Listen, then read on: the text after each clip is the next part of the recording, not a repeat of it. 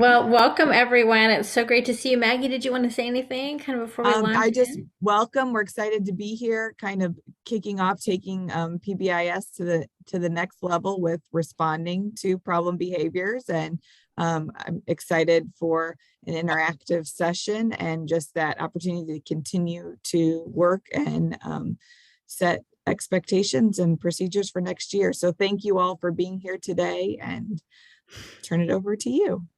Fantastic. Well, welcome everyone. Today's kind of exciting. It's always like the one topic that people are waiting for, like why they usually when people sign up for PBIS, they want better ways of handling problem behavior.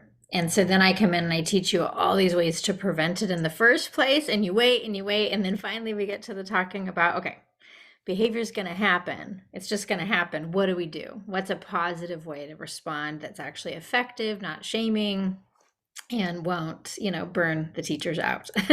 So today we're going to talk about that. We're going to talk about some of the PBIS ways to handle behavior, but we're also weaving in some restorative practices today.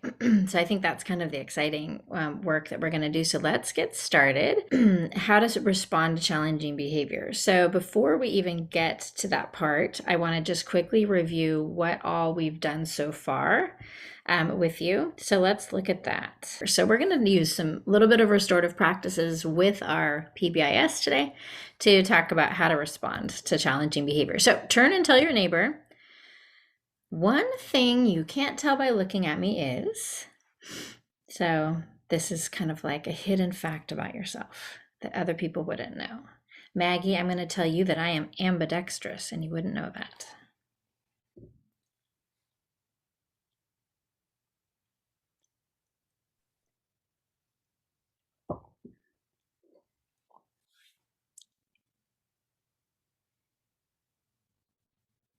I bet we have some good ones out there.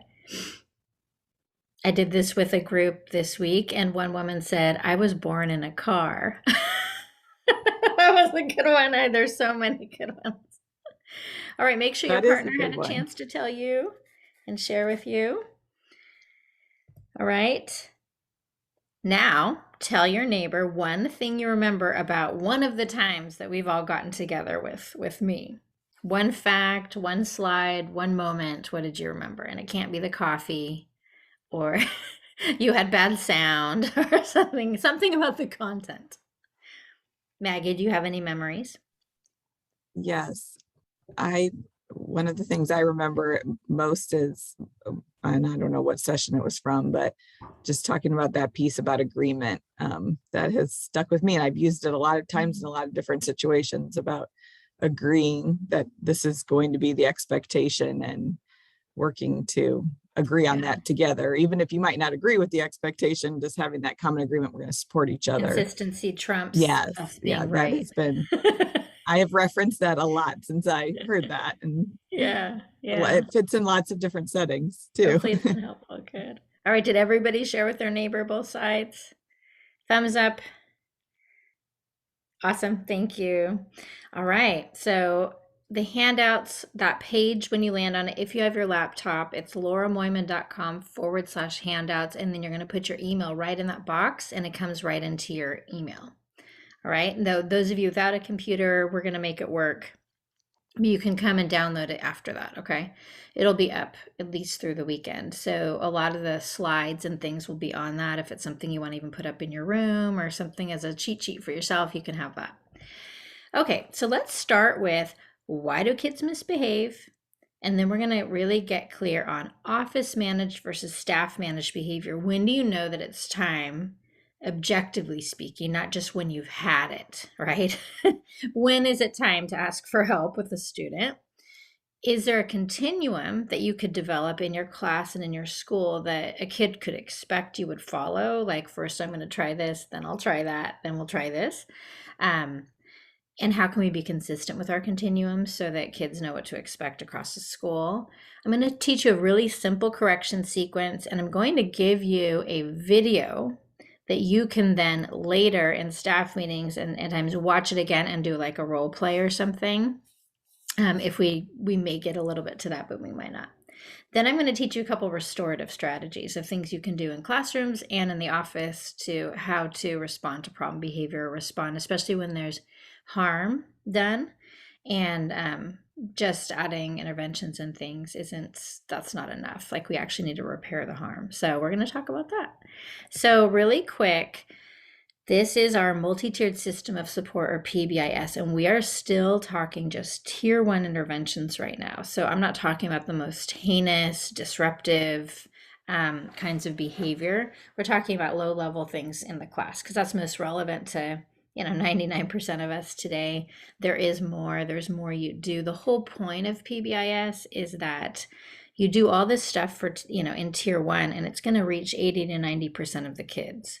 And then there's still always going to be a few kids who need more, like more intensive small group, even like restorative practices gets more intense too. So you get more structured like conversations and meetings and conferences. So if you hear people say PBIS doesn't work, the answer is like, you're right. It's not. It's meant to work for 80 to 90% of the kids with the school-wide part that we've been working on.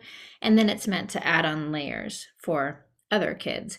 Yet we have to know that everything you're doing to make your school safe and positive is good for all kids, even kids at the top of that pyramid there. So they're also benefiting from it. It's not enough for them. And we all have those students at our school. It's just like a public health model. We're always going to have them. So we want to be prepared and not act surprised every year. And so we talked about in tier 1, we establish expectations. That was the part that Maggie was talking about. We teach them directly to the kids. We have a positive reinforcement system. We have really consistent ways that we respond to behavior. And then we make decisions with data. We haven't talked about that yet, but we did talk about establishing expectations. Do you remember working on this matrix? Wave your hand if you think your school developed one of these. Looking in there. Okay, awesome, Shoswick. So awesome, good. So this is like the core of your PBIS program, is everybody can refer back, what are the rules at our school, and it's going to be listed here. Then we talked about like posting those things all over the school, having posters so kids know what's expected. And that's also part of your teaching schedule, is you would walk them from station to station, and these things would be posted. So there's no, gray area. We all know what's expected at our school. So then we teach it to the kids. So it's not enough to just like know it ourselves, although honestly, just you all being consistent is like you're most of the way there. Because you create a culture of consistency, but then you actually do have to let the children know what the rules are. And so you have to do that. Taking them to that location is really good. Sitting in circles and talking about it is really good. This is an elementary model, but secondary, a lot of assemblies, but for secondary, people do a lot of videos. People do a lot of classroom circles in secondary to really talk about like cell phones. I don't know, those of you that follow me on Instagram, just Laura Moyman, but like last week I posted like one of our alternative high schools, one that I was visiting, had a circle activity on cell phones, and they had like charts up about like what are the benefits of cell phones, and then okay, what are ways that cell phones sort of detract from school here at our school, and like some really nice activities that people do with older students to have meaningful discussion and participation in the creation of the rules. Then you need a positive reinforcement system, and that's kind of the fun stuff. That's the fun factor at our schools. And you want to aim for 4 positives to every correction, 4 to 1. And that's like filling up that emotional piggy bank that we're going to have to make a withdrawal at some point. So we want to have, like a positive ticket. Wave your hand at me if your school developed a positive reinforcement system, like a positive ticket. Do I see any hands? Not yet. Okay, let me scroll down here. Okay, great. So you're going to want to have some sort of positive reinforcement system. So once you teach the behaviors, then you're looking for a positive in that. So this week I've been at schools in California helping them look at the fidelity of their implementation. And I walk around the school literally interviewing kids and teachers. Have you received one of these, Bronco bucks or whatever they are, whatever they call it, in the last 2 weeks? And I asked the staff, have you given one in the last 2 weeks? And we're looking for like a 50% of the kids have received one and about 90% of staff have given them. So there's actually ways that we look at data to see if we're really doing what we say we're going to do. I also asked the kids, what are the, 3 expectations at your school? Can you name it? And I asked the staff, have you actively taught those to your students? And then we come up with kind of, fidelity measure. So we've established, we've taught, we've positively reinforced, and now we're going to talk about consequences and responding to behavior. That's what we're talking about. Okay, ready, here we go. So this is Mrs. Muntner, and she liked to go over a few of her rules on the first day of school. I don't know if you could see it where you are, but she has comments like no biting, no laughing, no burping, no sneezing, no looking out of the window, no looking at the clock, no coming in late, no coming in early. It's this long list of everything not to do. And I like to put this up in the very beginning of our talk because, to be fair, we were all raised in an environment where there was a lot of don't do this, don't do that. And most teachers, research shows, were fairly good at school. We were just kind of good at it. We fit in, and there's some people, especially the people who come late in their career to teaching, a lot of folks maybe weren't. But it's a pretty common thing that school worked for us.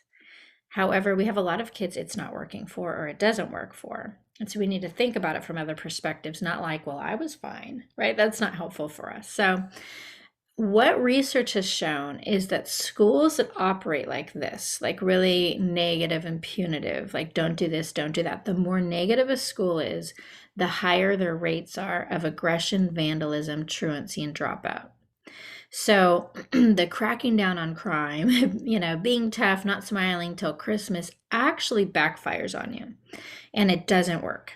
So there is, though, this idea that it does work, and that's a really hard thing to change. And honestly, even when I was the PBIS coach for my district, it took me a few years to really get it down deep in my soul that punishment does not really change behavior. So research has shown zero tolerance policies have not been shown to improve school climate or safety. Meaning, and this is a real picture of a kid getting booked in. And we had in the late 90s this kind of social movement that led to a lot of suspension and expulsion from schools for relatively low level consequences. And it came about because of the Gun Free Schools Act. So the Gun Free Schools Act passed in the early 90s. The idea was like, hey, we should let people know not to bring a gun to school. And that was a good idea. But what we inadvertently did when we passed that law is we made regular school misbehavior punishable, like in court. Like what we would have gotten called home when we were kids with Mrs. Muntner with her no, don't do this and that. Kids started getting arrested, and we began creating what we now call the school to prison pipeline. Put your hand up if you've heard that term, school to prison pipeline. Yes. So we created this way that like police officers could literally like just haul kids away. We would call. They broke the law because of their school behavior. But the Gun Free Schools Act, when they looked at the research, less than 10% of the time was there any weapon involved at all. We were suspending for things like willful defiance, a bad attitude, talking back, and even like lesser things. And what the research also started to reveal was we were disproportionately suspending and expelling students of color, particularly African American students and Native American students, really. And if you look at special education, they're much elevated. Latino students, that's like my home base in California, actually become overrepresented in middle and high school, but not in elementary. So there's really some interesting trends with race and school discipline. And to be honest, that is one of the big reasons I'm in this field, is I feel that the way that we handle behavior in schools is a social justice issue. And it's a one place that we all can really make a change in the world as we're really looking at being anti-racist. It's really looking critically at your data and looking at how we handle all of our students. Because once you get consistent things in place, you start to see less and less of that disproportionality. It becomes a little more objective and fair. Bottom line, you cannot punish a kid into being good. So what we find is school environments that work, that have good behavior, they are very calm and predictable. So that's what PBIS is going to bring you, because we're all clear on the expectations. We're all teaching it directly to the kids. They know exactly what's going to happen. Like when they misbehave, you have a predictable response, and it's pretty calm. No yelling. And there's also safe and trusting relationships that create positive school environments. And that often comes with restorative practices. That's the whole study of relationships, really. That's classroom circles happening where you're building relationships, greeting kids at the door, working things out in kind of conversations where people have an opportunity to take responsibility, accountability, make things right, repair the harm. So those two pieces together really create an incredibly positive school environment. Your district has been starting with implementing PBIS, which is really a solid foundation, and it will reduce problem behavior significantly. Most schools I work with, they have at least a 60% reduction in problem behavior just in the first year of PBIS. So then that makes you have a little more time to do these meaningful conversations and interventions with students, like in restorative practices. So it's a good solid way to implement. So we have these three, and now let's talk about consequences and responding. Okay, so in restorative practices, it's not just like when I learned about it, I thought, well, these are just alternatives to suspension, which is good, it is, but it's really a set of skills that we use to develop community and then to manage conflict by repairing harm and restoring relationships. So it's both. And the theory behind it is, unless you have relationships and community and the kids know that you care about them and they care what you think, there's not really anything to repair. So if you have like a tyrannical situation where it's my way or the highway, the kids don't actually think, there's not a lot of relationship there to lean on when you want to do some repair work. And so you do need to invest in the front end with like classroom circles, and then there's components like affective statements and questions, which we're going to talk about today. Then you have these hallway chats, like when there's misbehavior, you can pull a kid into the hallway and have a hallway conversation. Mediations, that's a part of restorative practices, having restorative circles, and then conferences. So this, there's different levels of training, but they really go from low intensity classroom managed interventions. A teacher should do a classroom circle almost daily, probably in a restorative practices school. Elementary daily, secondary probably at least once a week. That's typical. Not a lot of planning, not a ton of structure. The kids just sit in a circle, pass a talking piece, do a little sharing. Maybe you talk about like just community building things, getting to know you. Maybe it's an instructional where we're talking about our PBIS lessons. Or maybe you're solving a problem in your class and you're talking about bullying that you've been getting reports about. So any of those things happen in classrooms, and all the way up to conferences. And as we go from green to red, we're looking at more office managed, structured, like a restorative conference is a real thing, and it's like a 2-day training if you want to learn how to do that at the International Institute of Restorative Practices. But you read from a script, there's a seating chart, you deal with really big crimes or, like big harm that happens. And there's really, in the world, in the restorative justice field, there's nothing in the world not being handled with restorative justice or restorative practices. We use those terms kind of interchangeably right now. There's people in the world using restorative justice for like rape and murder cases. I'm not saying that we do that, because that takes a lot of training. You kind of need to be a specialist, but there's nothing in the world that couldn't be handled really restoratively, and people are trying and working on things all over the place. So it's an exciting field. And so that's kind of that continuum of restorative practices. And if you lay it over our MTSS PBIS pyramid, you can see we have a lot of stuff in the green zone that we can do in classrooms in Tier 1.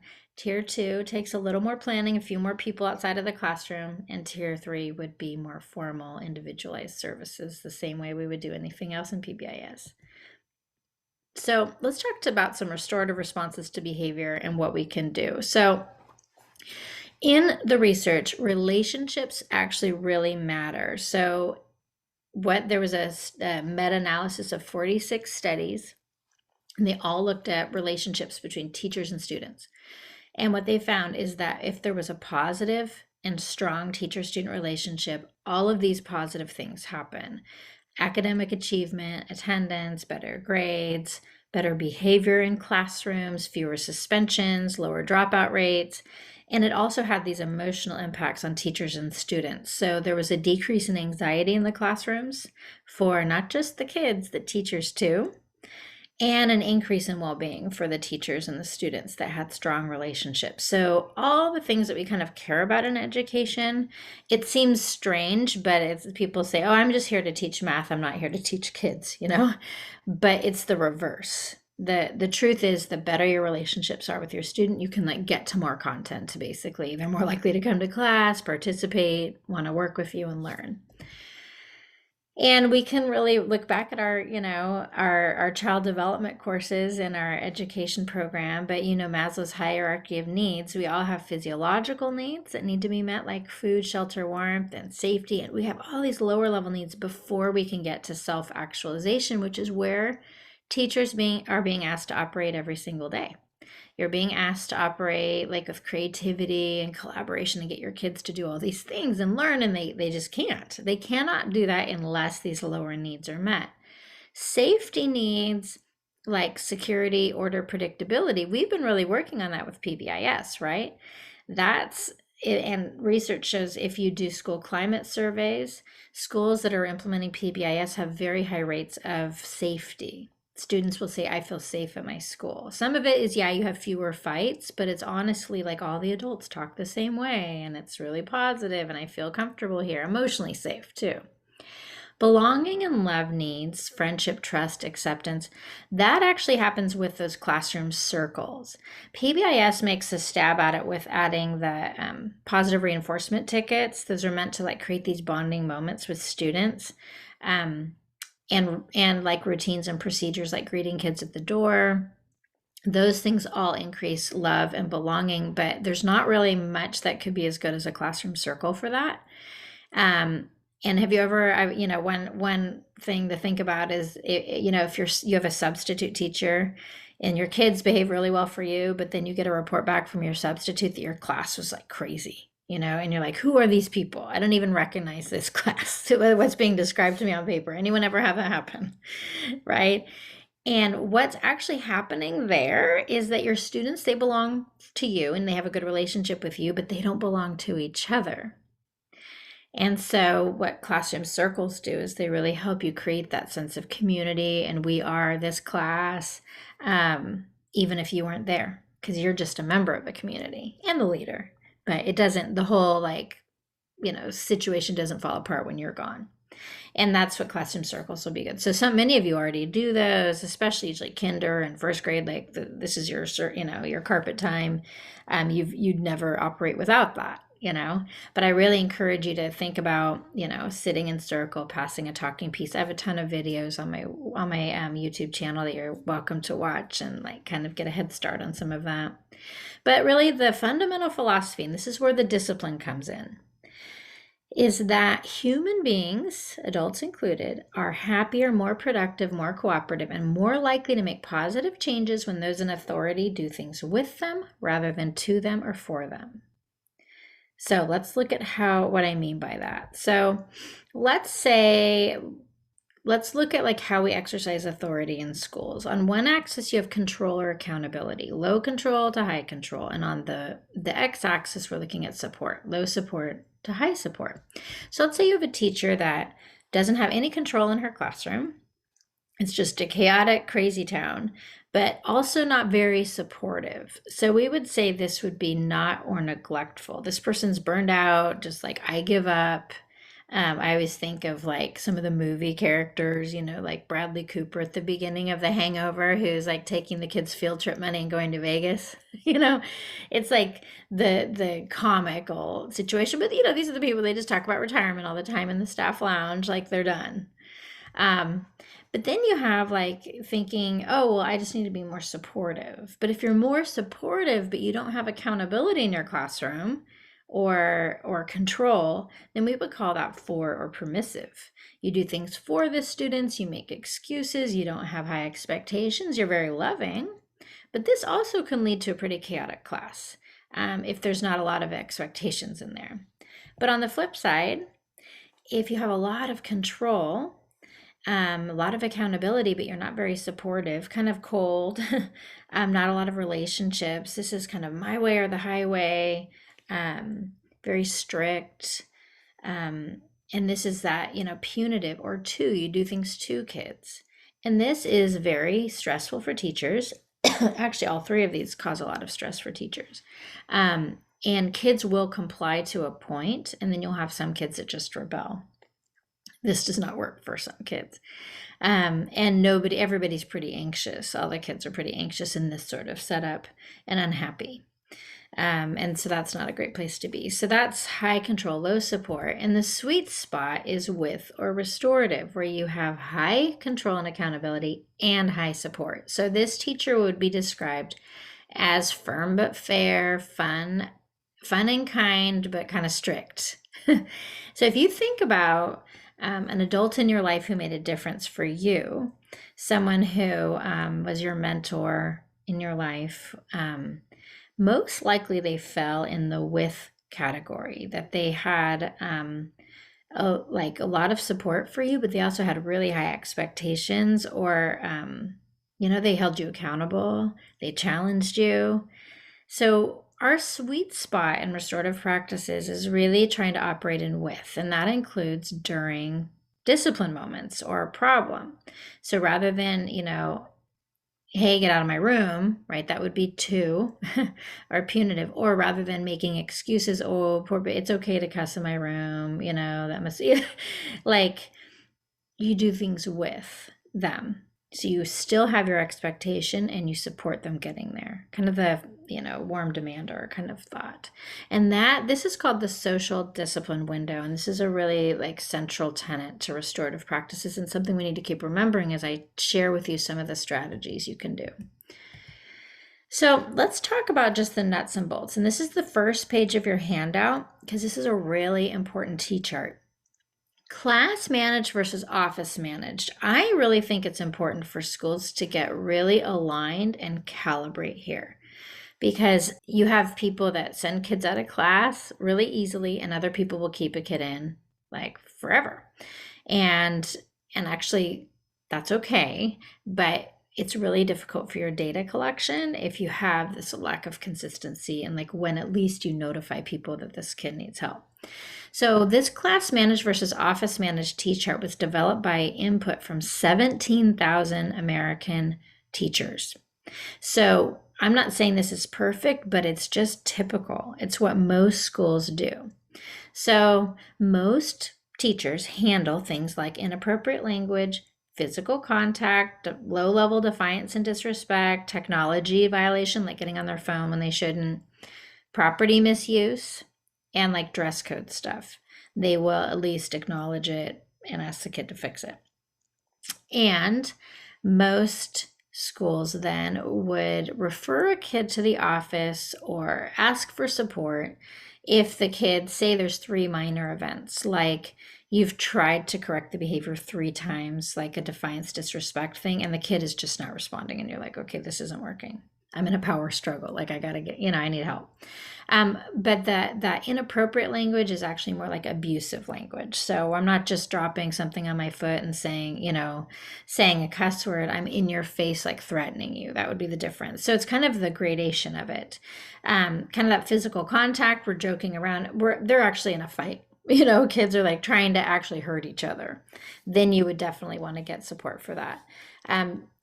Defiance, insubordination, that's you're just not able to get back online. You've tried several corrections that are respectful and usually work, and it's not working. Any kind of harassment, bullying, usually people get help for that. And when I say get help, either they write an office referral and send a kid to the office, or schools have systems where they'll make a quick call and someone will come to the room. in vandalism, property destruction, like where there's like money involved and something big happened, they would get assistance for that. Lying and cheating, this sort of depends on at what extent. Lower grades often not. Upper grades, like in high school, high stakes tests, things like that, stealing like the answer keys and stuff like that, they would probably get help. And then anything illegal. So this is a nice T-chart that I would really recommend you talking about as a staff and getting some agreements on this. So just like at the beginning of every year, like, can we align around this? And then when you do that, the next page of your handout has a long list of corrective consequences. And I really believe that you all have this like great skills, but we don't really make time to share those with each other. We don't sit in a meeting and really talk about like, hey, what are the strategies that you use that are positive? Like the teacher look, maybe you pause or you walk over close to the student and use proximity. Maybe you use some humor, make a joke, that sort of thing. Like maybe there's a bunch of things you use, but you have a newer teacher at your school that doesn't have all these in their toolbox yet. So the idea would be to discuss together, can we make an agreement that we're going to keep these things in class on the staff managed side? And when we are working with these behaviors, let's decide to use some things off this list. So I had one middle school that they made a community agreement to follow the staff managed versus office managed, and then to try 3 things from this list of their choice before referring a student out. And in 1 month, this middle school that was 6, 7, 8 in California, and it had like 900 students, they reduced their office referrals by 40% in 1 month.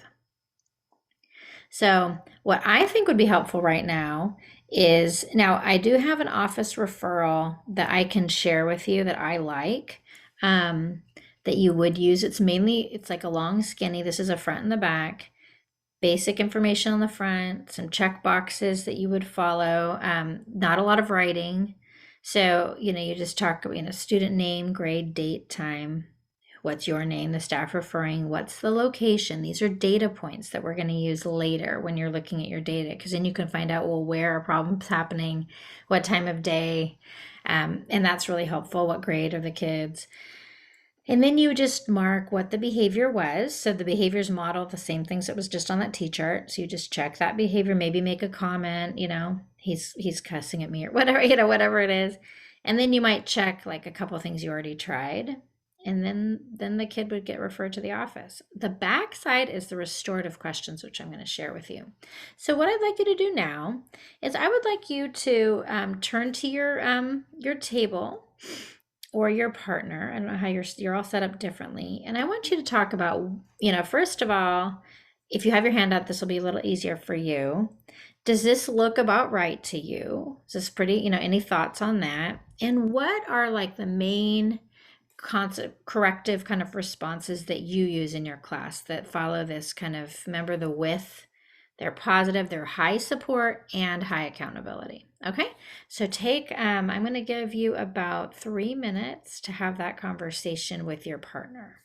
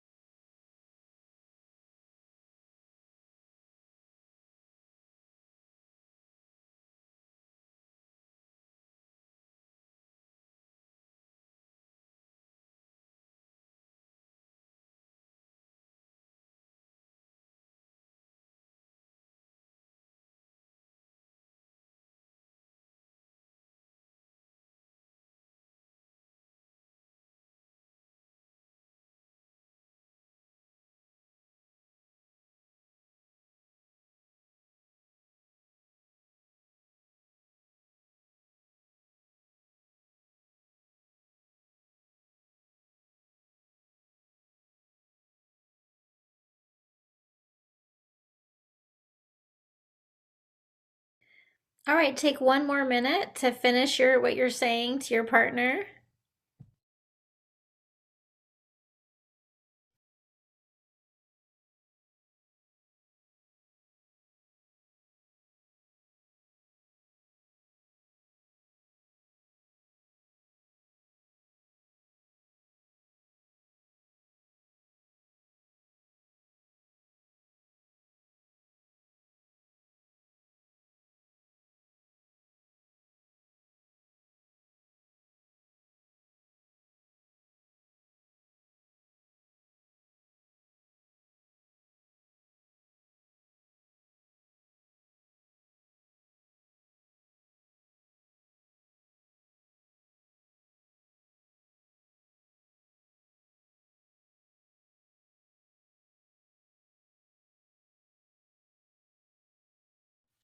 Okay, let's take a share out, a couple share outs from uh, let's take a couple schools. Anybody willing to share some of the conversations that came up? There's no right or wrong, just an or a question maybe that came up for you as we were talking. Let's go at least two schools. You have to walk up, unmute, and try to tell me what kind of came up. I'll share something. Bedford Middle School. I sat in a group and we talked about that. The first few at the top of the continuum, Mm-hmm. eye contact, the teacher look, and physical proximity are kind of some go-tos that we use here, in middle school classes. Yeah, yeah. I think it's pretty effective. Did you guys come up with anything like the list obviously goes on, it's in your handout, but were there like more intensive things that people typically would lean on after that came up in your conversation? We kind of stopped a little bit on the using humor, and that's about as far as we got down to. Yeah, humor can be tricky. And yeah, sometimes because we can't be sarcastic with kids because that's mean and they don't get it. But yeah, that one you have to know how to do. Often, like making fun of yourself, self deprecating humor goes over very well. Or a silly joke or something. Okay, let's take another school. Thank you, Bedford. Who else can share something that came up in a conversation? We were just talking how when we have problems come up in class, especially at the middle school age, you cannot get onto it right there in front of your friends. You have to kind of take care of the situation best you can, and then after class or something, Yep. I can say, hey, we can't be doing that. Because if you do it in front of them, that's it. Then it's going to be worse. And then If there's an audience, forget it. Yeah, they're never going to comply. You're right. That's like one of the keys is pull the kid aside, take away the audience. Good point. and not even Yeah. their class period either. I mean, because that's still Yeah. it's like later you can catch. That's awesome. That's actually one of the big restorative. You're like ahead of your time here. But that's awesome. So in restorative practices, you would always have that conversation apart from the group and when you're calm. And often in the moment, you're not calm, right? You're like really frustrated. You're not going to have a good conversation with the kid if you're escalated. So you can even like reflect with the kid, I'm too upset right now to talk about this, but we're going to talk about it at break. And that honestly is enough for a lot of kids. It's like, oh shoot, like she's that upset. You can do that with parenting too, by the way. You say, I need to really think about this and we're gonna talk about it. And the kid's like sweating all weekend about what you're gonna do. Not as a threat, but really like you honestly need to be calm if you're gonna pull a student aside. All right. Well, I encourage you moving forward to have a conversation as a staff. And like that middle school did that I worked with one time was just can we all kind of make some community agreements, use the full list that I have in the handout, and sit at tables in a staff meeting and just have people circle the ones that they like to use, have a rich discussion about it.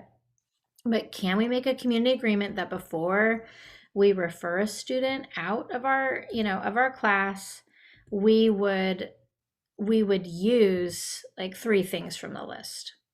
And do that every year and even midway, because it's important that we get kind of calibrated. The sort of joke that I remember hearing Jeff Sprague say, he's one of the like inventors of PBIS. He says, you always have those teachers that will keep, they'll throw Mother Teresa out of their class, but they'll keep Charles Manson in their class, right? The other people keep Charles Manson in.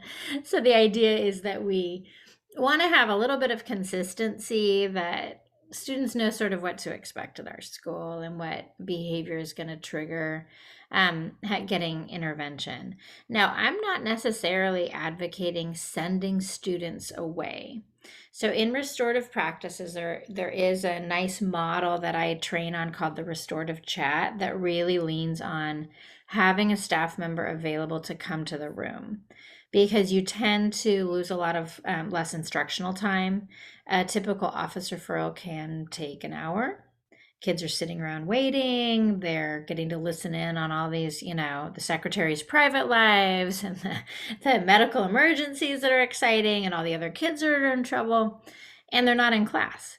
And then by the time the principal talks to them in there, then they only have like the student's version of the events.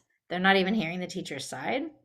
A much more efficient, effective method, and you don't need to go and do it tomorrow, but think about it, is a system in which the office referral meant someone came to you.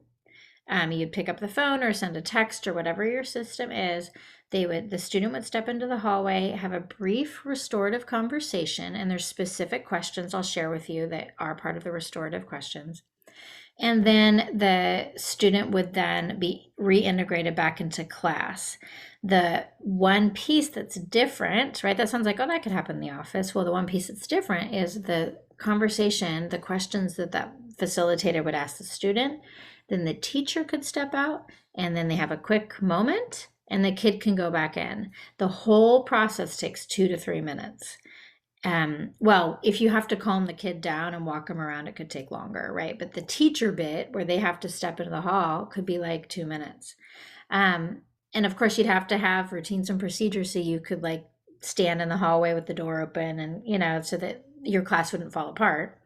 So the same thing you would do if you had like a visitor come to your room or you get a phone call, you have to teach your kids that routine of what to do when the teacher's occupied. And I know kindergartner teachers who can do it, teach their class to do something for a minute.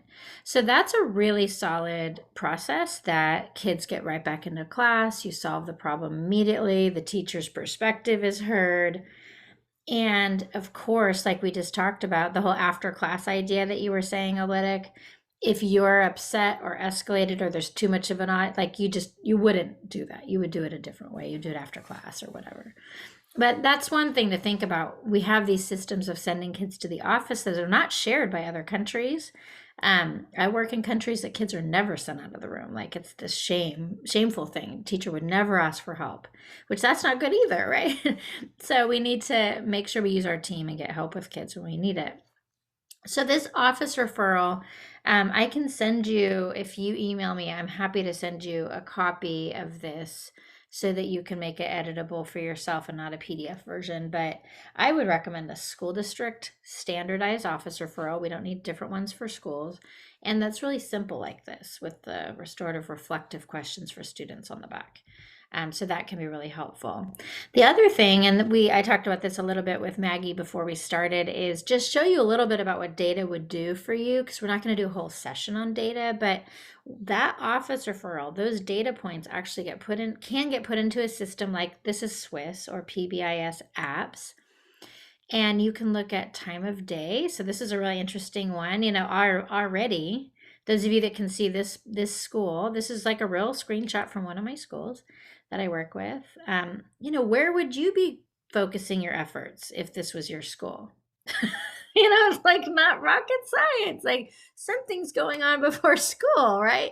Like it changes your conversations in the staff room from kids these days are so disrespectful to, well, kids these days at 7:45 and 8 a.m., and then you come up with solutions rather than just these generalized complaints that are really distressing for us and exhausting, right?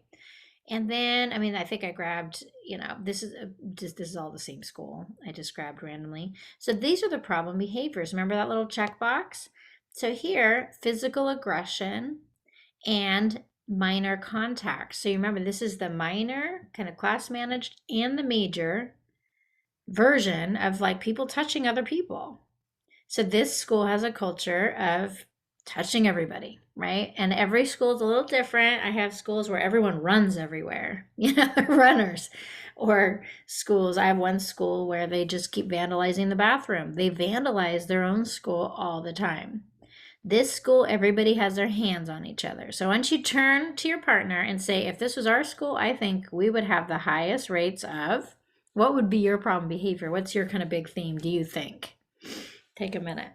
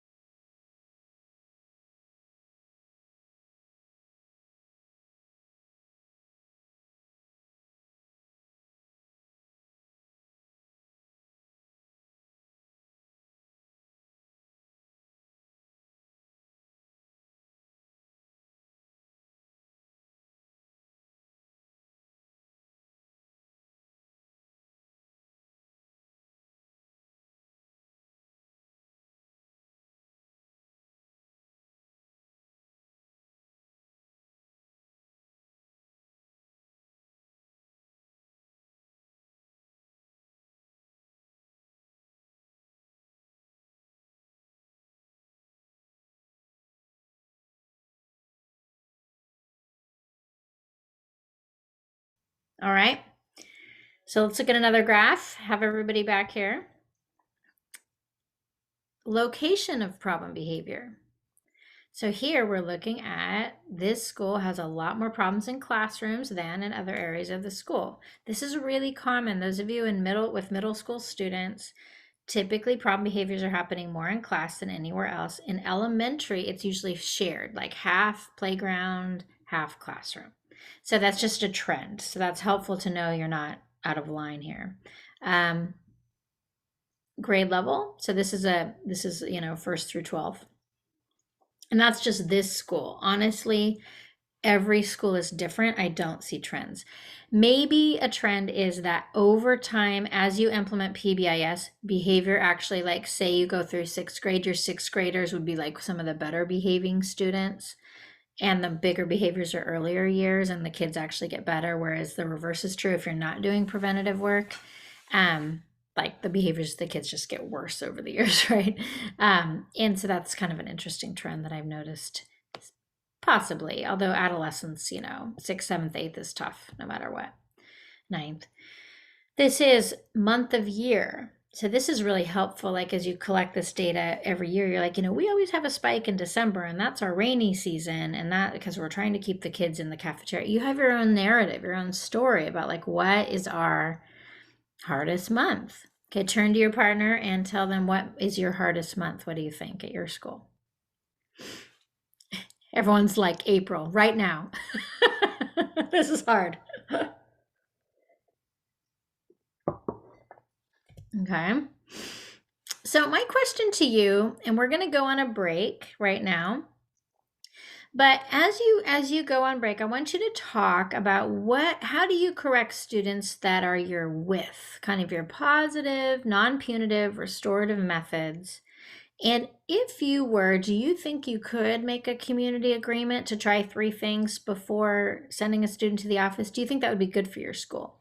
So I want you to, on your break, to do that. Take a 10-minute break. Promise me you will move your bodies because we've all been sitting. I'm going to put a little music on. And then when the music turns off, then you know it is time to be back here. All right, welcome back. Hope you had a restful break. I hope you moved around. It's unkind to make people sit for 2 hours. I'm going to send a video of what I'm about to share so that those of you that have friends or colleagues that aren't here, they can get it in 3 minutes, right? But you have to sit through the whole thing. Haha. Just kidding. Well, I'm doing other things, not just that. But I'm about to teach you a strategy And if you don't mind turning your cameras back on so I know people are back from break. Thank you, Bedford and Shoswick and Needmore. And great, great. Awesome. So I think Lincoln's the last person. I'm going to assume you're there, Lincoln. All right. So what we're going to talk about is one of my very favorite quick strategies to correct behavior. And that is called the simple correction sequence. And I think those of you that it'll sound logical and you're going to be like, oh yeah, I've always done it that way. So that's our hope. So the first thing you do when a kid is misbehaving at a PBIS school is you ask them, what's the rule? What's the expectation here? They should be able to tell you. That means you've been doing everything correctly. You've been teaching your expectations to them. They know what the rule is in the hallway when they're running, or they know what the rule is with cell phones when they have their phone out. You just say, hey, what's the rule? Sometimes you only need to give them a look, right? And they'll correct it. So the first step you do is like bring the kid back to the expectation. What's the expectation here? Then the next step is you just ask them to do it, right? That's really simple. Can you show me, you know what to do in the hall? Can you show me the rule with the phone? The rule with the phone is you don't want to see it. It needs to be in my backpack, right? That's not great. Can you show me? And all you do in that moment is then you just say thank you. You don't need to write it down. We don't collect that as a data point. This is just normal correction with kids all day long. Now, if they cannot do it, if they don't do it, here's the moment. You give them a choice. And you give them a choice of two things. So usually one of them is to follow the expectation of, you know, the right way to play on the swings or the right way to walk in the hallway or how to work in their small group. And then you give them a low-level consequences, the other choice. So the choice is to work quietly with your group, or you can work over in this other chair, you know, over on the other side where you're not going to be disrupting people. And then the magic moment is you give them a minute to decide. You give them a choice and you ask them to, and then you wait. So this is the secret sauce. And the reason we wait is it has to do with what we know about neurology, about brain science, that if you're in a kid's face and you're saying, do it now, and you look upset, or even if you don't think you're upset, kids will read that, any kind of correction, as upset. They go into like this fight or flight moment in their brain. And actually, think about anytime you get corrected, right? You automatically go into this state of alert. So your cortisol floods your brain. You're not really able to think very well in that moment. You're not using your frontal lobe at all. You're using all of your other kind of your reactive kind of strategies in your brain because you have too much cortisol. It's too stressful. So when we allow kids think time, you usually want to move away slightly, turn your body a little bit, maybe talk to another student. So you're going to say, you know, the expectation is to slide down feet first, right? Can you show me? Oh, he does it wrong again. You know, you ask him to come over here. I'm going to give you a choice. You play correctly, or you're going to be off of the slide for the rest of recess. Right? Low level consequence that you can control. Do not be like giving them huge things like we're going to talk to your parent after school. You're going to be off the slide the whole week. Something that you have to like communicate to a ton of people to make happen. Make this easy on yourself. You know, changing seats, off of the slides. You're going to have to turn in your cell phone every day, you know, to the office. That takes a lot of organization on your part. So don't start with that. That may need to happen eventually. But do something you can control. Stay after school. They might be like, oh, I take the bus. I'm not going to be here. You know, you can, like, you don't want to put that, you know, but you can say you're going to stay after class with me for a minute. That you could do that. So do a low level thing and give them a minute to decide. So you follow the direction or the correction. I'm going to give you a minute to decide, and you're literally going to move your body away, talk to a couple kids, and then you come back and you say, so what did you decide to do? I kid you not, 95% of the time, the kid will choose the right thing. If you just let their brain like engage in work. If you're in their face and you're like, you know, do this or that, what, you know, right now, they're going to be like, F you, lady, you know, like they get all like, that's the older kids do that, right? Not the little ones, but they get so escalated, they don't make the right choice in that moment. So if you do wait time and you say, what did you decide to do? And they're like, I'll work quietly with my group or whatever. Then you just say thank you. Again, it was a quick correction. You don't even need to really write it down. And you just say thanks and you move on. We don't remember these things. We don't like hang on to them, nothing like that, right? We just forgive, forget. Now, if they don't, they still do not correct their behavior, then you just deliver whatever the consequence was. Okay, it looks like you're going to be staying after class with me for a minute. We're going to talk about it. It's not a threat. It's, you know, it's just a natural kind of response or consequence to what's going on. Like if it's staying after class to talk with you, or even during recess to talk about it, or during recess to finish the work that they missed because they were talking. It's just a natural thing to follow, right? It's not necessarily like a heavy-handed punishment. Now, if you're giving a consequence that you're doing every day, like staying in with me at recess, that's not working, you know, and you're probably shooting yourself in the foot because most kids need to move. And by denying kids recess, you get worse behavior because they didn't get their heart rates up and move their bodies around. There's a lot of research around that. So you don't want to take away recess if you can help it. I think the exception would be if they're going to meet with you and have like a heart-to-heart conversation, like you were talking about at Olytic. Like really kind of getting to the bottom of what's going on with the kid, or helping them with their work and bonding for a few minutes. But even then, I may not do the whole time just because like they really need to move. Or you could, like, there's research that kids with ADHD, that if they can elevate their heart rates for 10 minutes every hour, it's almost the equivalent of Ritalin. So if you're taking away the one recess they get in the morning, like you're taking away their natural medication.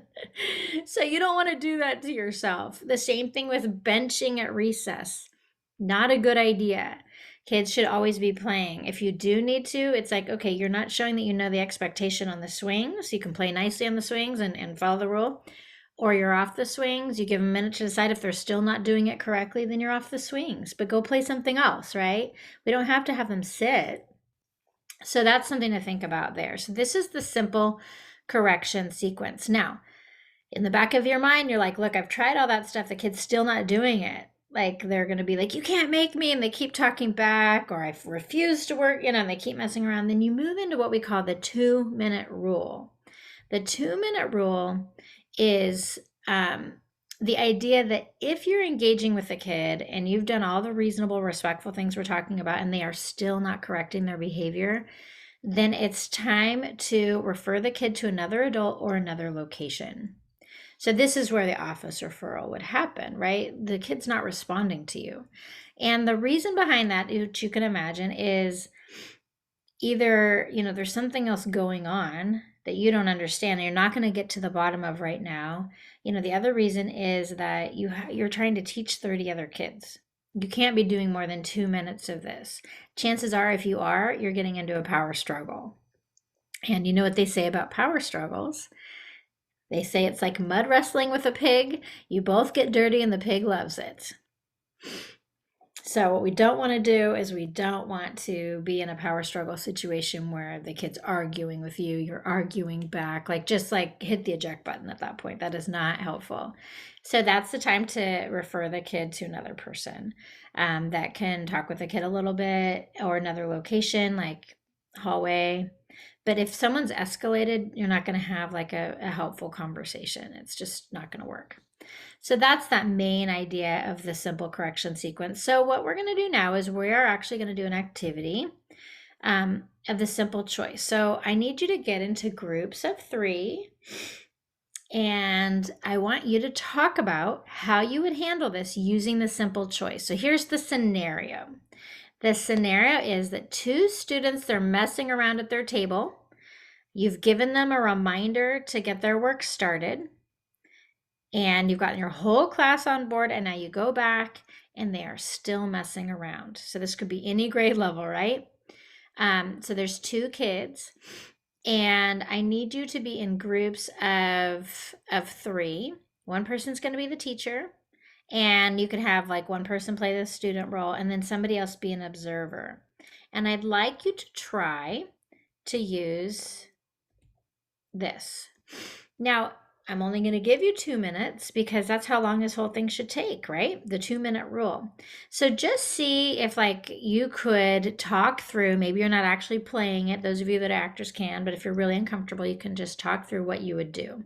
Okay, so let me set the timer for 2 minutes. Turn to your group, get a group of 3, and try to talk through how that kind of simple correction could happen with kids messing around at their table. I'm going to give you 3 minutes, okay? Ready, go.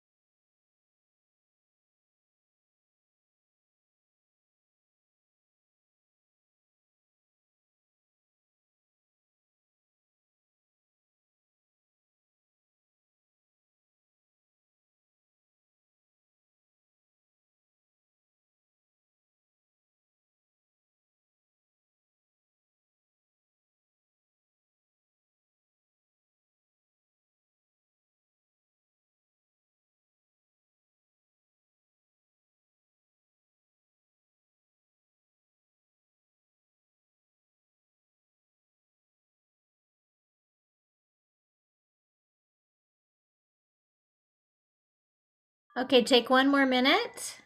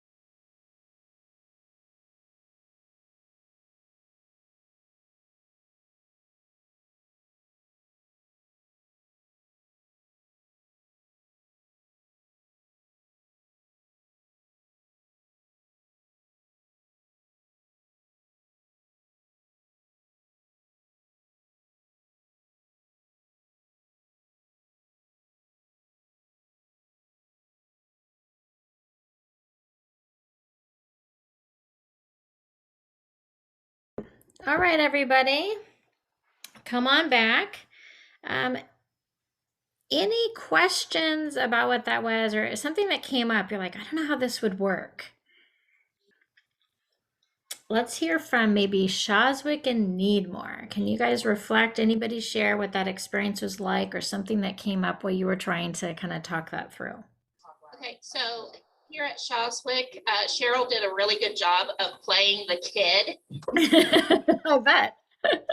She was very energetic, and Tom, he was the teacher, and he was doing a really good job trying to get her to focus back in. And she was just not having it. So she would be a good example of the no, no, no, and delivering the consequence. Yeah, yeah.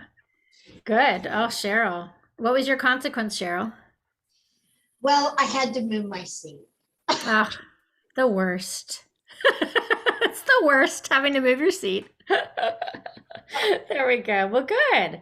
So that's kind of a nice, and maybe it felt natural for you. Tom, is that who the teacher was? Like, is this something you already kind of do, or did it feel strange for you? No, it was something that regularly do if needed. Yeah. Yeah. So you were pretty calm, I bet. And that's the whole thing I didn't mention, but you have to be really calm, right? This is not something you do when you're yelling. Not gonna work. He is always calm. I bet. That's awesome. Okay, great. Thank you, Shazwick. And need more. Can anybody share like what that was like for you? We talk about small group involvement, and if a child refuses to join a small group, Oh yeah. we provide choices for that. And one of them was just being a leader in that group, or having the option of leading the group team. So they're forced more into participating in engagement. And then also another option of just being a helper for the teacher, not necessarily the words you're part of the group, but you are helping the teacher out, so you're actually engaged with the group anyway. I like that. So that one you're getting almost like interventions or scaffolding for the student. So it's not really even a consequence. You're actually looking at like, what's the kid telling me right now, like that they need, which is beautiful. That's really great. And that's a legit kind of thing to do in that moment. That's really a whole other deeper level. So good job, need more. Nice. Anything else? Or is that, looks like you muted, so that's good. Okay, so I'm going to show you an example of a classroom of how that could look, okay? And yeah, I think you're going to be like, oh yeah, that's about how I thought it looked. So let's watch this video really quick. This is an elementary example, obviously.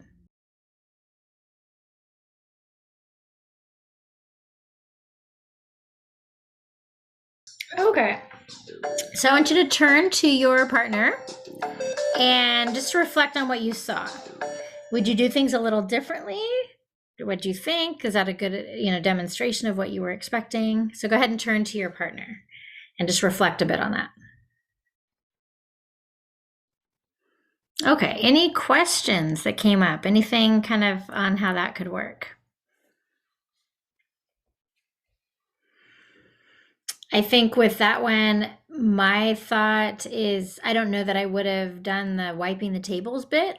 I don't know if that came up for you, because it's not like related to what the misbehavior was really. I think the moving is enough, but it's not terrible. It's just not super like relevant or linked, I guess. So I would just say, work together nicely or you need to move. But it wasn't bad. Looks like I got some nods. People are like, yeah, that's kind of what I was wondering too. Yeah. So, but I liked, did you notice like how she got down at their level? So she wasn't hovering over them. She was super calm, which was great. So that's sort of the gist. Let me show you a playground example for that. If I can fast forward it to the end of this. Let's see here. Yes, I can. When problem behaviors occur, respond immediately and effectively. Let's see what that means. Kenyon, don't kick the ball. Kenyon, what is the rule about the wall balls? It's hand and arms only when playing wall ball. Kenyon, you kicked the wall ball. I did not. Kenyon, I want you to think very hard about this. Please show me you know how to do it the right way if you want to keep playing. If you can't show me how to play wall ball the right way, you can walk with me for the rest of recess and we can go speak with Miss Lander about the situation. Do you understand your choices? I want to play here. Please tell me what the rule is. Don't kick the wall ball. Because? It's not safe or responsible. All right, good. Please show me how you play the right way.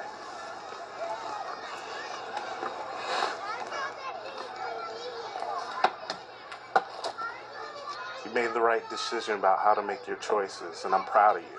This supervisor responded correctly. He didn't get into a power struggle or immediately punish the student with an office referral. Instead, he gave the student a chance to cooperate. He gave the choice: play safely or face a consequence. Please show me you know how to do it the right way if you want to keep playing. If you can't show me how to play wall ball the right way, you can walk with me for the rest of recess and we can go speak with Miss Lander about the situation. Do you understand your choices? That put the decision on the student. When the student decided to cooperate, he praised his decision and got him on a positive track. You made the right decision about how to make your choices, and I'm proud of you. Give yourself a pat on the back. Okay. So, why don't you turn and reflect on that one with your partner? What did you see about that? And particularly, I want to see, did you notice when the kid said, I did not, like he started arguing? What did the supervisor do? Okay, turn and talk.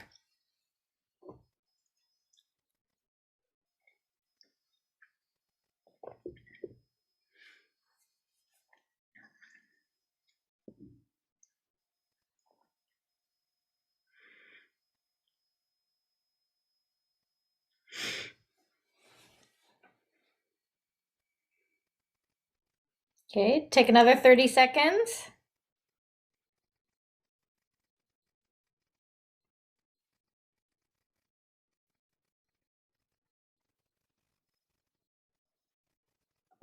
All right, does anyone have any like feedback or thoughts or questions from the group?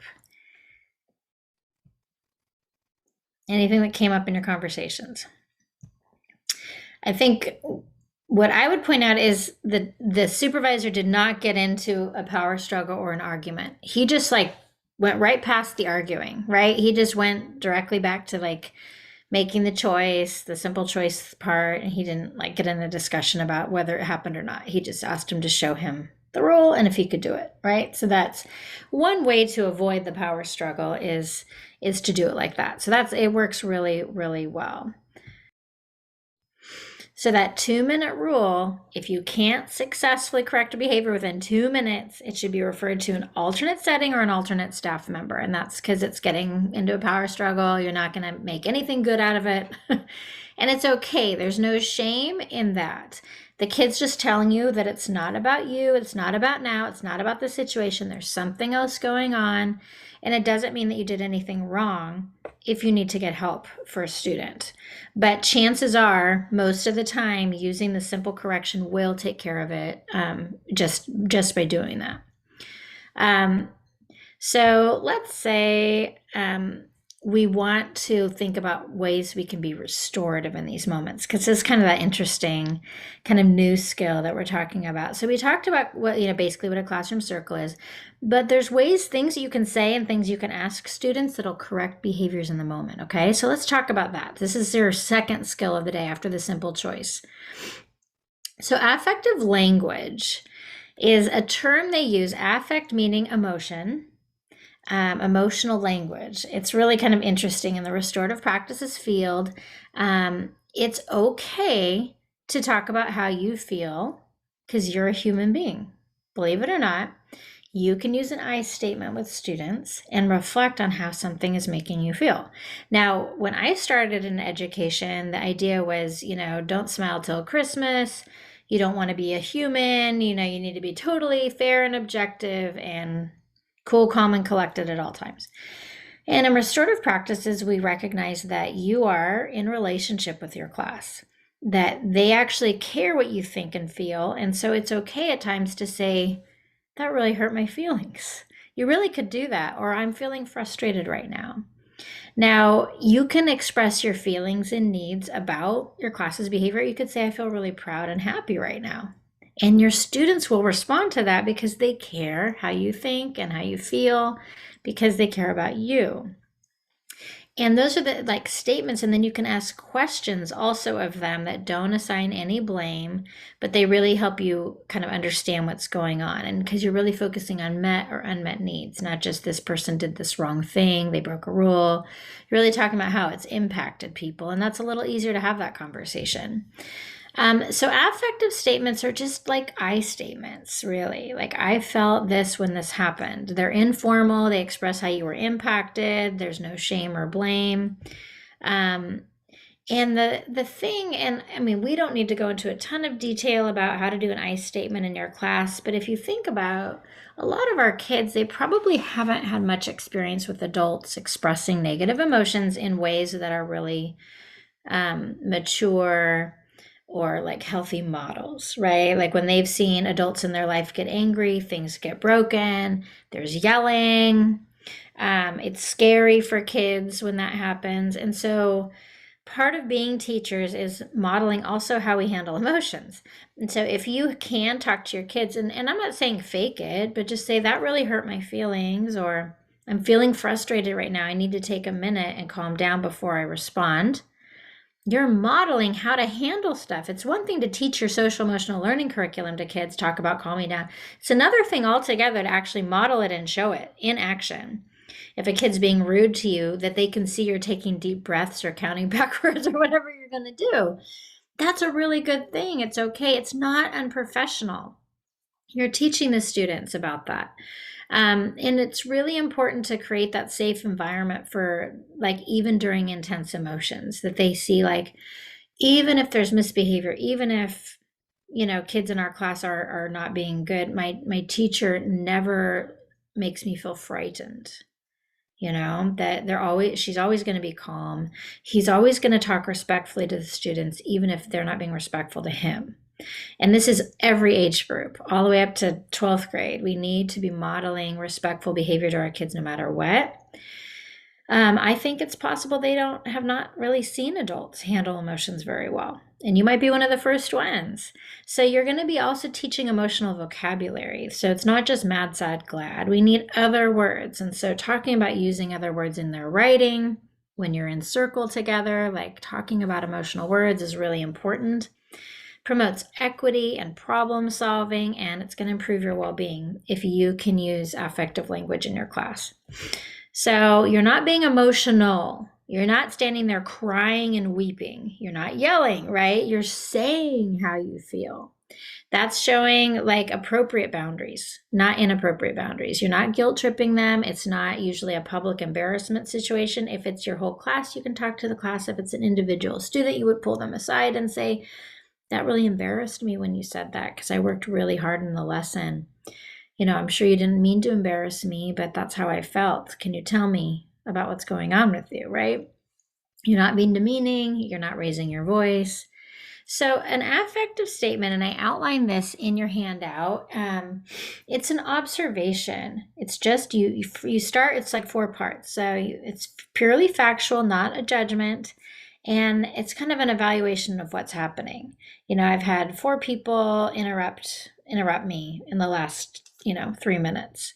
And that makes me feel, and you name your emotion without judgment, it makes me feel frustrated because I have a need. And then you say, I have a need to get through this lesson before recess, or I have a need for learning to happen in our class. And then you just make a request of what you want the kids to do. So here's how it could look. I notice blank makes me feel blank because I have a need or a value for this. Would you consider this? And this sentence frame is in your handouts. And I know a lot of people, they take it and they print it out and they put it on the wall in their room. So it can be, because it's hard to remember. So I notice when we partner read, the same people are left without a partner. And I feel sad and disappointed because we value inclusion, teamwork, community. Would you consider coming up with a plan together so this doesn't happen anymore? I noticed for the past 3 days, we've had 5 to 7 people late to class. So I'm not saying you're always late to class. People are always late to class. I say, kind of more objective, right? I feel frustrated and worried because I value learning and participation. Would you consider coming to class on time? And then be really specific. That means being inside the door before the bell rings. I noticed today during math lesson, there were interruptions and it distracted me and I made some mistakes. I felt embarrassed because I have a need for competence. Would you consider not calling out or talking to your neighbor when I'm teaching? I noticed, this is to an individual student, when I reminded you to stop talking and get to work, you threw a ball of paper and you hit Melissa in the head. I feel concerned and frustrated.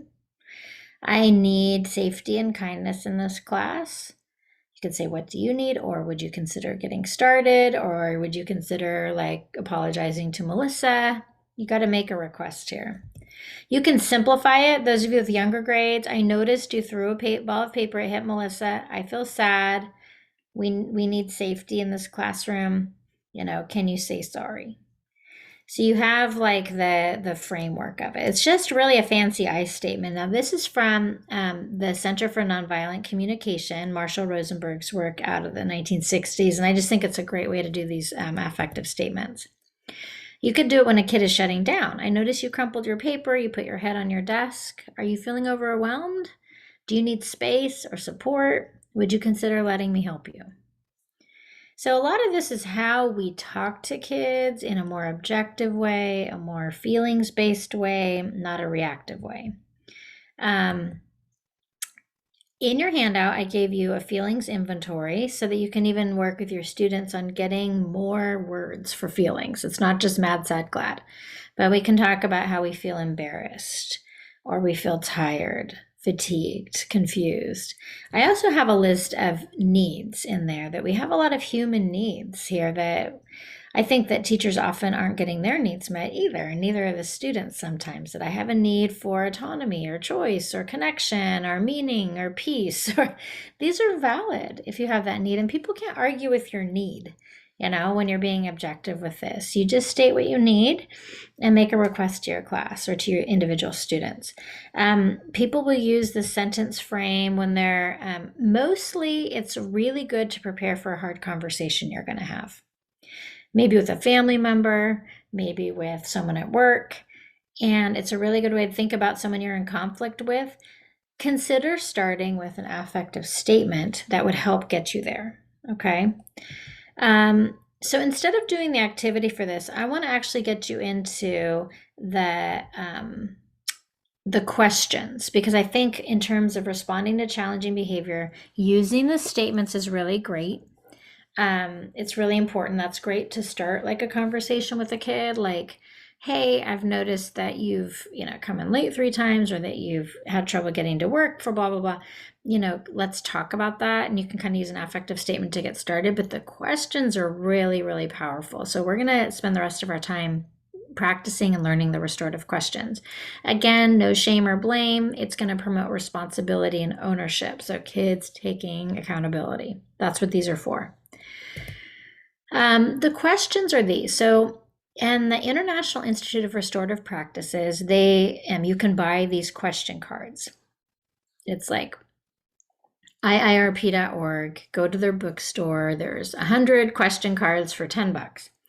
And there's a side 1 and a side 2. So on side 1, this is the questions for the person who did the harm or the person who has the challenging behavior. So say you'd pull a kid into the hallway and have this conversation. You'd say, well, what's happening? Well, I've noticed this. Use your affective statement.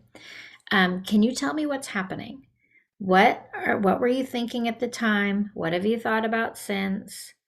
Who's been affected or who's being affected by this? And what do you think you need to do to make things right? So this is clearly a step beyond that simple choice. So like if you imagine that situation of the kids playing around a class, sometimes you can just correct the behavior, give the choice, you're done, right? But there's other times you're like, there's more going on. I'm going to pull the kid aside and I want to just have this conversation. Maybe you keep having this problem, right? The kid keeps talking back, or they keep being rude, or this is like the heart to heart. And these questions are so helpful because they really lead a child into telling their story about what's going on. Now, on that card, on the second side, side 2, they actually have a different set of questions, and this is designed for the person who was harmed, the victim, sort of, so to speak. Now, we don't use the words perpetrator, offender, victim. We don't use that kind of legal terminology in schools. It's not helpful because these are children, first of all, even if they're big kids, they're not criminals. And I kind of feel like the more we use this sort of judicial language, it distances us from the kids and it makes it less helpful. So we tend to use words like the person who did the harm and the person who was harmed. And you know how it is in schools. I mean, these kids are doing it all to each other all the time. So there's not like a victim offender. It's not clear like that. It's always like back and forth with some exceptions, but 90% of the time there's like an interaction going on. So for side 2, you have for the person who was harmed. And the questions for that person is, what did you think when you realized what happened? What impact did the incident have on you and on others? What's been the hardest thing for you? And what do you think needs to happen to make things right? So those are the questions that you would ask the person harmed. Now, sometimes in like a classroom management issue, if the kid is going to the office, sometimes the person harmed it's not like the class or a classmate, it's the teacher. That's actually really common. So when I talked about having that like heart to heart in the hallway, instead of sending the kid to the office, the staff member would come to the door of the classroom. They would actually ask the kid questions one, and they would ask the teacher questions two. And that is how that would work. So in restorative practices, it's not enough to just talk to the person doing the harm. You must talk to the person being impacted or the person who was harmed, or it's not really restorative. You're just having a great conversation in your office, right? But the person who's harmed does not benefit from that at all.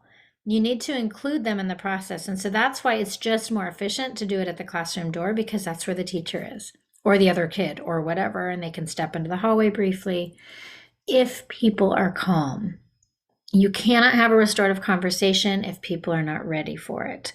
It's always an option and a choice. We don't force it on people. So if you are still upset about what's going on, in that moment, I would say, can we talk about this at break or at lunch or after school? You're not arguing that you will have the conversation. That's a given. It's just you need to not be upset at the time. If you're like cortisol's in your brain, you're not going to be able to be calm enough to have a really good reflective conversation about it. And you may end up making the situation worse. So you really want to be prepared to have these kind of conversations. So let's see, I would like to do a little role play with you.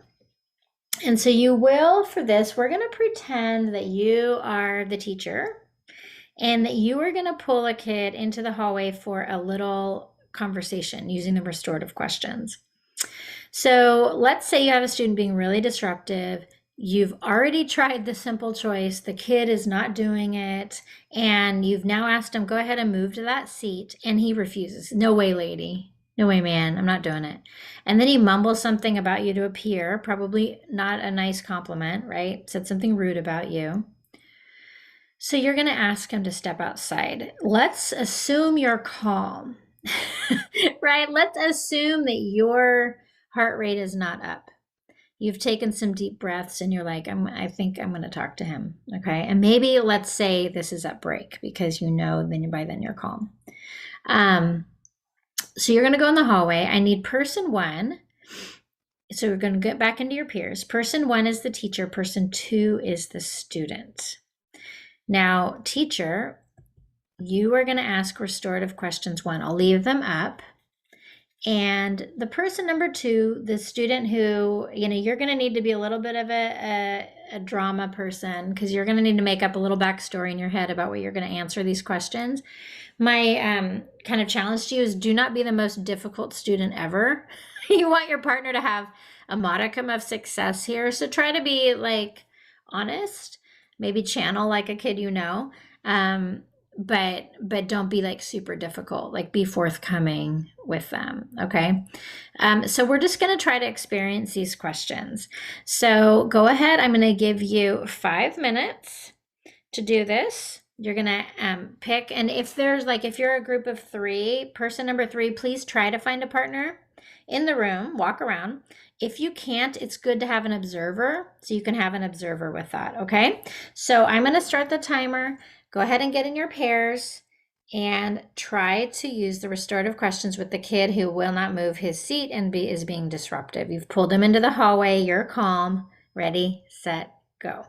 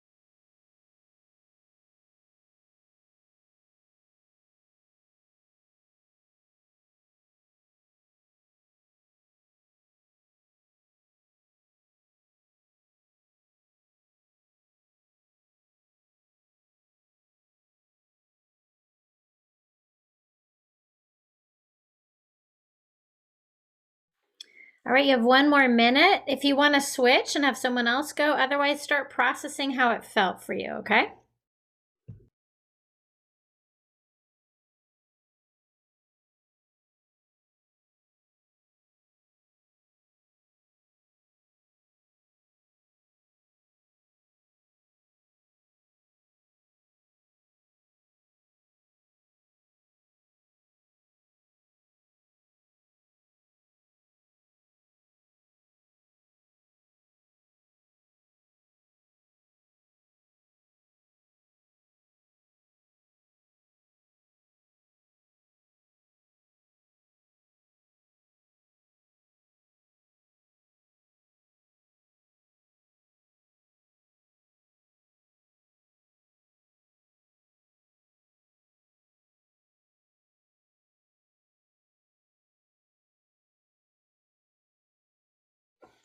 Okay, let's have everybody back up here.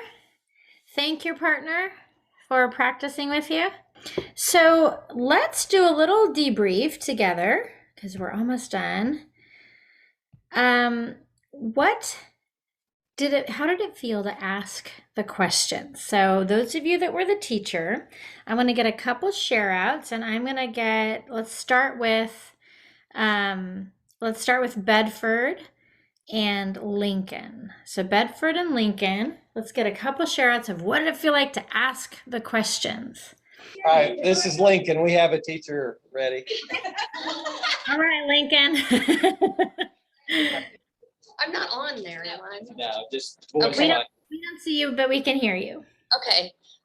So I teach first grade, and it says, how did it feel to ask these questions? Yeah.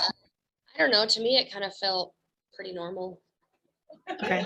I don't know. Did it feel like too scripted or awkward or maybe a little scripted? Yeah. I mean, once you Mm-hmm. know your kids, you Yeah. know how to talk to them. And would you change it a little bit for younger kids, like simplify the language perhaps? Yeah. Yeah. Yeah. I made up a name and just say, hey, what happened in there, bud? What's Yeah. going on? You know? Yeah. That's great. Really, so you were pretty calm and okay, good. I have a set of, sorry? But I'm usually pretty chill. Right. I do have a set of restorative questions for younger kids that I'll remember to send Maggie if I didn't put it in the handout. But the questions for younger ones, like say you have a language learner or early childhood, would be, what happened? What did you need? I had a preschool teacher tell me that was like the question that really would help the kids say what they were thinking instead of what were you thinking? What did you need? Who was hurt and how do we fix it? So that's really a nice early childhood adaptation. So I can send that to you guys. Good. Okay, let's have Bedford. How did it feel to ask the questions at Bedford? It did feel awkward, but we were just saying that probably the preschool questions you just mentioned would be great at our middle school. Okay. Then I will send them to you. Okay, so it felt a little awkward. Some people print them and post them and have them outside the classroom or on lanyards so that it feels like the kids do, and you can buy posters and stuff so the kids can get used to it at older grades. But yeah, I get what you're saying. So let's give a couple people, this time I'm going to, for students, how did it feel? All right, and so let's go to two other schools. Let's go to Shawswick and Needmore. A couple representatives, how did it feel to answer the questions as those of you that were being the kids? I'm here anyways. Great. For Shawswick, for me at least, and I don't know if it's because my background and my my relationship with my husband and how difficult he can be. I was a model student. My husband was the one who had a spot in the office. So like for me, I felt like a student like me would be more willing to kind of reflect on their actions. Mm-hmm. But the way I responded by how I thought, a student like my husband would have responded. Okay. And what kind of went through my head as I was kind of being a little bit defiant with my teacher is she's wearing down and I'm going to get my way. Oh, okay. So I'm like, for most students, I think this would work really, really well. But then for that one student, Yeah. I don't know if I would be, as a teacher, losing my ground with them or how that would work out. Yeah. I'm not saying it's not going to work. I'm kind of curious how I would work with that student when that comes. Like if you have a kid, they just never take responsibility. Not me, not me. Yeah, like that. Yeah, I'm married to someone like that too. But yeah, I think we never designed systems in our school for the one kid, right? So you want to have a system that works for, 90% of kids and is going to make it better for that one kid, but he may need more. And that might be the time when you have a facilitator run a restorative conversation between you and the kid, that they would, like the principal, or I think it doesn't always have to be an administrator, but a third party would like help you work out your relationship a little bit better. And it does, often the worst, like hardest kids respond the best to relational interventions like this. So that is an interesting thought. But yeah, then you'd kind of bump it up to like a tier 2, basically intervention, which would be a third party would come. Okay, need more. How did it feel? And then we're wrapping up. We're almost done. So one of our teachers that was a student said that it was kind of fun to be a brat. Yeah. No. Okay. And what else? How did it feel? I think for some students, it might feel uncomfortable, especially if, like, in their home setting, they've never been posed with those types of questions. Right. Yeah. Yeah. Like, what is this person talking to me about that? Now, I mean, I think I think I would challenge you guys to go and use these. Thank you, Need More. And see with real students. And I think you'll be surprised. Even your hardest kids will respond. If you do it, if you're calm, it's private, try it. Just print these out, put them up in your room or in the hallway outside your room and give it a shot. Like, I know you're all thinking of a kid that you want to repair your relationship with that kid. You're wondering what's been happening for him or with her. I would challenge you to go and try this, next week. Or whenever you're next in school, give it a shot, because I think you'll be pleasantly surprised at how kids, even if they've never seen the questions or heard them before, will respond. All right, so I want to remind you that when you use these in class, you need to set up a norm or a procedure that you're going to teach kids how to work without you and independently, so that you can step into the hallway, privately ask the questions, listen for the kids' feelings and needs, and be open to hearing the part you could have played. I've had kids say, you really embarrassed me when you called me out, just anything you could do, and then you figure out a solution together. That's kind of that idea. So I'm going to be sending a couple of things to follow up. I will send them to Maggie. I'm going to send you a couple of videos that you could use like in staff training of like just a 3-minute summary of some of the things. We also were recording this, so this will be available. And I will send you the preschool or the early childhood questions as well, so you all have that.